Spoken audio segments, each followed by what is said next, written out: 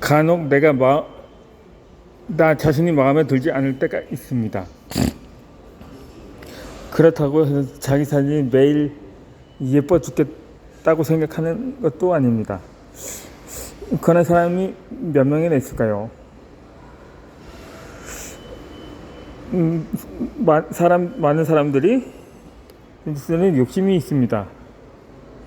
그런 만큼 스스로가 못마땅하게 느껴지는 순간이 있습니다. 내 삶이 언제나 흠없이 온전했으면 좋을 것 같습니다. 이 다른 사람에게 도움을 주고 싶지 불편을 주고 싶지는 않을 것입니다. 그리고 내가 하는 일에서 두각을 나타내고 싶기도 하고 갖고 싶은 것은 결국에 되는 내가 되길 바랍니다. 그렇게 나의 성장에 집중해서 나에게 바라는 것이 많아 있습니다. 나는 그런 내 모습과 현실의 괴리를 돌아가는 과정에서 때로는 어리숙하고 실수하는 나를 만나기도 합니다.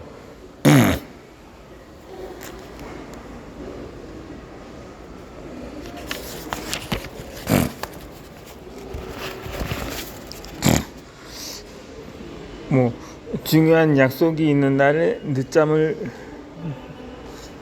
잡니다. 급하게 준비해서 나갔습니다. 이미 주행 중이던 휴대전화를 집에 두고 출발한 것을 알게 되었습니다. 결국 차를 돌려 휴대전화를 가지러 집에 다시 나왔습니다.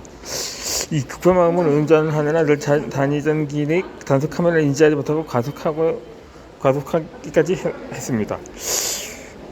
그러다 보니 속도 위반 딱지를 떼기도 했습니다. 하루를 이처럼 보낸 날은 늦잠을 자고 덜렁거리는 날을 용서하기 힘들 것입니다.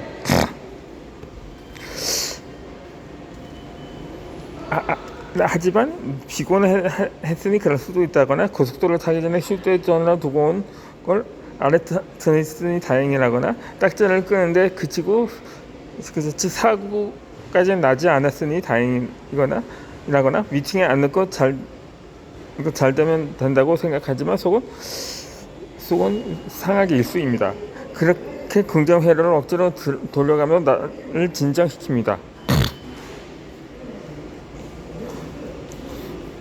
부모님의 연인에게 사랑하고 넘어진 모습을 보이고 싶지만 때는 순간이나 감정이나 판단에 따라 대하지 못할 때가 있습니다. 평소 같으면 웃으면 넘어갔을 때도 있고 내가 친해지지 있고 피곤하다는 이유로 신경질적인 대답 없을 때가 있습니다. 이 말을 내뱉고 나서야 악착합니다. 더 자당하게 대답할 수 있는데도 성의 없이 대답해서 상대방을 서운하게 만든 나 자신이 못마땅합니다. 이 사소한 일상에서 나 자신에게 실망하는 날들이 있습니다. 내 실수만 커 보입니다. 다른 사람들 하모니는 관심이 없다 보니 나의 헐만 유독 크게 느껴집니다. 나는 고3 때 매달 보는 모의고사보다 수능 때 가장 높은 성적을 받았었습니다. 이후에 그 공부의 맛을 알게 된 게 아시아서 재수를 선택했습니다. 한 번 더 시험을 보면 더 높은 성적을 낼 수 있을 것과 기대감이 나온 편이었습니다. 하지만 재수에서 두 번째 본 수능 때는 이전보다 더 낮은 점수를 받았습니다. 이 원하는 대학엔 진학할 수가 없었던 거죠.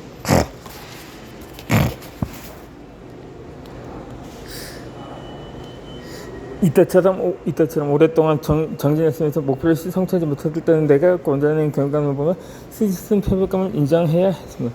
그런 패배감이 나를 공격하고 괴롭혔습니다. 성인은 지금 업무에서 많은 성과를 내지 못할 때 유독 보자들이 힘듭니다. 난 나의 작은 가볍게 반응합니다.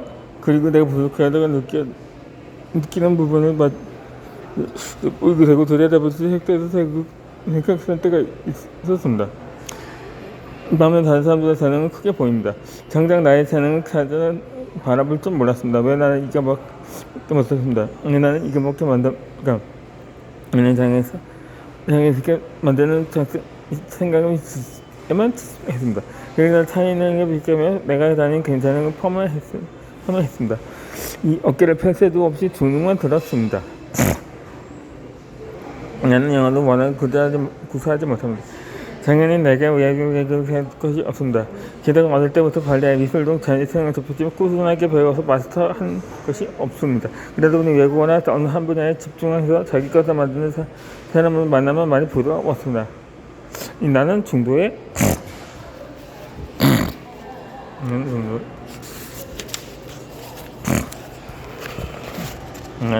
포기해서 갖지 못하는 능력을 더 친구들이 시간에 통역해서 자기 것을 만들어 그런 생각 사람이 가진 부분뿐만 아니라 파고든 끈기까지도 부러워하는 마음이 생겼습니다. 아까 비교하면 가까이 가지 못한 것 그리고 내가 못 넘고 시간을 후회할 때 마음이 가장 힘들었습니다. 왜냐하면 부러워하고 실천하면서 그들에게 승부를 보내고 있을 수 있을까? 난 나에게 안 돼라는 주파수 샘플을 쓰고 있어서요. 우선 남들보다 나 자신을 훨씬 사랑한다는 말입니다. 나이가 비교하면서 나를 위축하면서 앞으로 나가지 못하게 됩니다. 심하면 무기력까지 이어집니다. 님이 내가 충분히 있는 능력마다 실지 못하게 되는 것입니다. 아무도 내가 목표도 만들지 않았다는데 내가 나를 괴부하도록 만드는 것입니다. 그렇게 나를 변하기 싶었습니다. 나는 사랑의 방식이 가득 잘못되었음을 알아차렸기 때문입니다. 이 생각하는 방식에서 버릇이 됩니다. 내가 가진 다른 사람 집중 이걸 부러워만 하면서 나 부족한 사람을 보지 처음부터 끝나면 안 됩니다. 나는 다른 사람을 상정하면 내가 더 만들겠다는 각오를 가지기 시작했습니다. 그 후로는 그 사람을 상정하면 실제의 감정이 아니라 신심을 생각하기 시작합니다. 그래서 나의 최대 스피니처는 그들의 작정을 계속할 것이라 기대를 하게 됩니다. 갖지 않음에 집중하는 것이 아니라 가질 예정에 집중하게 됩니다. 이렇게 생각하는 혼란은 오래지 않아 난 완전히 내 생각 방식을 바꿔 놓았습니다. 이 부모님들은 자식을 사랑하는 만큼 잘 되기를 바라는 마음에 훈계하고 남을 합니다. 나는 그것을 향한 만큼 그 스스로 질책도 이렇게 왔습니다. 이게 오늘 다른 사람 마음이었습니다. 나는 사랑하는 사람은 부모보다 자신이 아닐까요? 그러나 어느 날 깨달았습니다. 정말로 사랑하는 나 자신이 모습일지라도 좀 더 따뜻한 시선을 나그럽게 풀어줘야 한다는 것을 끝까지 믿어주고 격려해야 한다는 것을 말입니다. 나의 지금 모습을 객관적으로 바라봅시다. 다른 것도 못난 것도 아닌 그들께 존중합니다. 님께서 마음에 안 드는 것을 더 살아가십시오. 아직 양을 더 부족합니다. 이라도 더라도 나 하나밖에 없는 나는 오로지 지금 살아갈 내 인생의 총책임은 나 자신입니다. 실수하고 부족해서 내가 다루지 않았을 때부터 전부 더 거울을 보고 있어야 합니다. 나에게 힘을 주어줘야 합니다. 내 생각은 마음으로 나에게 말을 걸어줘야 합니다. 내 생각, 내 모든 세포가 반응합니다. 비록 늦잠을 자서 이렇게 말실수로 입을 킥을 하고 싶은 마음에도 진짜 내 편은 내가 되어야 합니다. 사랑하는 방식이 모자라서 스스로 힘들어하는 사람들.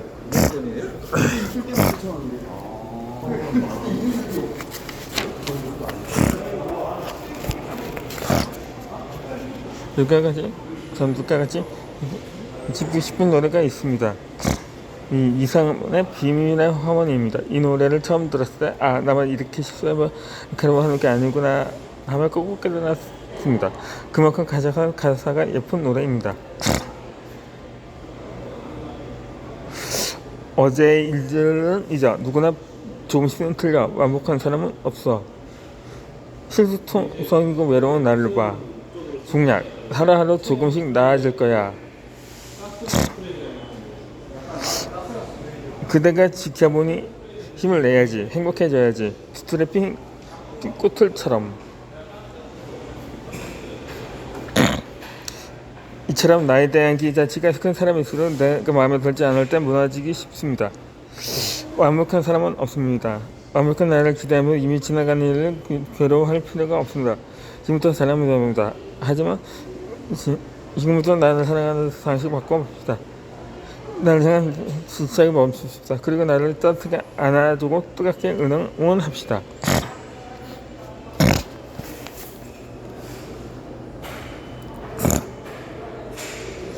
예, 이성보다 감성에 앞서는 날들이 있습니다. 나는 여전히 감정에 힘을 실어주며 살아오다 보니 대부분의 상황을 감정에 실초 판단하고 시간을 보내며 살아왔습니다.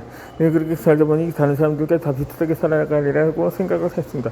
하지만 학교 다닐 때는 몰랐지만 사회생활을 하면서 느낀 건 제가 일에 있어서 감정은 배제하고 다른 사람은 생각고 말하는 사람들이 있다는 것을 알았습니다.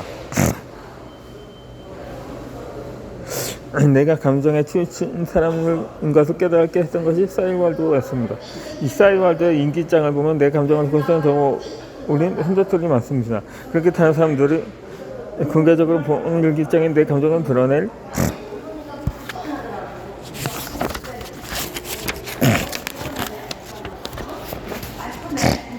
만큼 내 감정이 중요했던 사람인 것입니다. 지금 생각하면 무슨 불길했으나 그때 나는 그것이 내 감정을 해소하는 산의 방법이었을 것입니다.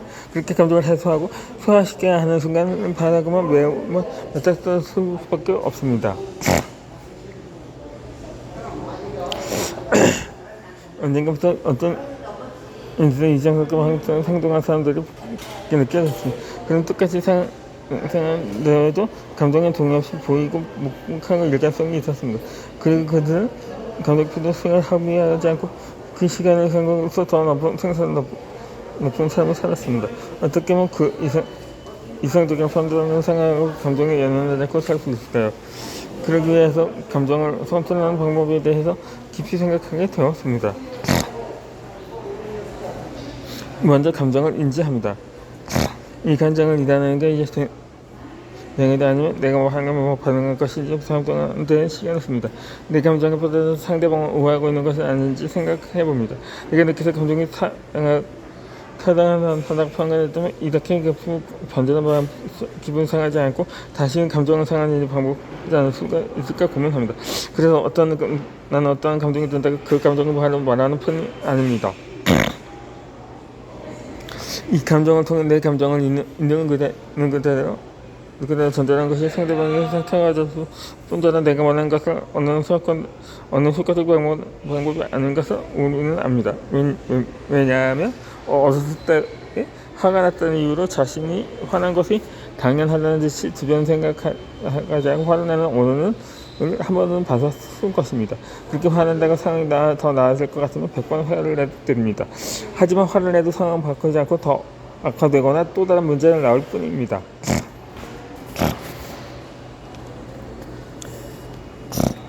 이렇듯 감정은 우리를 사랑하게 하고 관계를 더 깊어지게 끄는 기능을 합니다.